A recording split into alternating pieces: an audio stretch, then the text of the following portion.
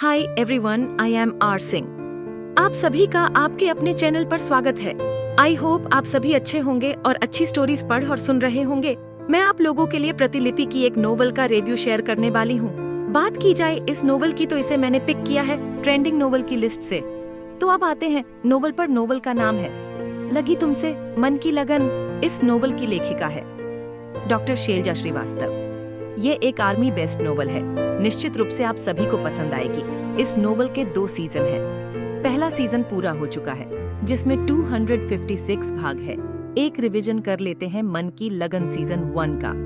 वैसे तो आप सबने मन की लगन सीजन 1 पढ़ चुके हैं और पूरी स्टोरी जानते हैं। बाकी जिन पाठकों ने नहीं पढ़ा है सीजन 1, उनसे विनम्र अनुरोध है कि सीजन 1 पहले पढ़ ले ताकि कहानी को ठीक से समझ पाए। कहानी जो कि शुरू हुई थी 4 दोस्तों की दोस्ती और आर्मी में पोस्टिंग से। Captain Abhijeet Singh, lieutenant Rituraj Singh, Rana lieutenant Parmeet Singh और आर्मी हॉस्पिटल में डॉक्टर अरात्रिका सिंह रति से। तीनों दोस्त जो कि बंधे गहरी दोस्ती की डोर से बचपन से।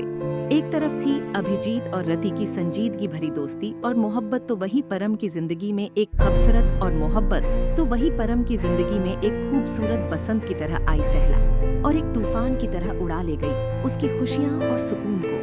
सहला को ढूंढता पल पल गिल्ट और इंतजार में जीता परम नहीं समझ पाया निम्मी के साथ उसका रिश्ता और निमृत की मोहब्बत को।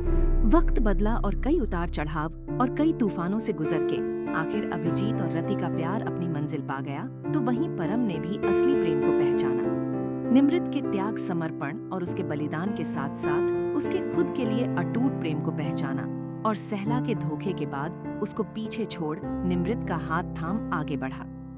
ऋतुराज सिंह एक जिंदा दिल फौजी और संजीदा इंसान, जिसकी शादी तय हुई थी उसकी बचपन की दोस्त और पारिवारिक मित्र सुधीर राणावत की बेटी रागिनी राणावत के साथ। शादी के दिन रागिनी के घर से भाग जाने के कारण उसकी शादी घर वालों ने रागिनी की छोटी बहन कम उम्र की लड़की सुहाना के साथ करने का तय कर दिया। सुहाना जिसने अभी तक ना ही दुनियादारी देखी थी, न ही घर परिवार की उसे समझन थी, पर सिर्फ इस कारण से कि उसके परिवार की बदनामी होगी और यह सदमा शायद उसके बाबा सा बर्दाश्त ना कर पाए और कहीं उनकी जान ना चली जाए, उसने अपने पिता के खातिर समझौता किया और रिश्ते के लिए हाँ कर दिया। एक तरफ ऋतुराज सिंह की समझदारी और संजीदगी, तो दूसरी तरफ सुहाना का बचपन और मासूमियत।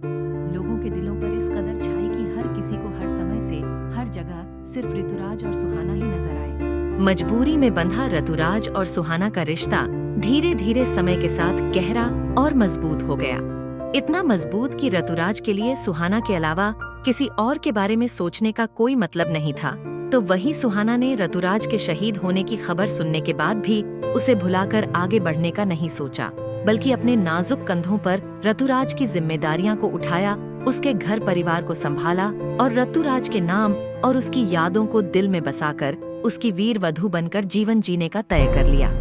सुहाना का प्यार और समर्पण सफल हुआ और ऋतुराज अपने मिशन को पूरा करके वापस सुहाना के पास आया और उसी के साथ दोनों ने अपने वैवाहिक जीवन में पूरी तरीके से प्रवेश किया।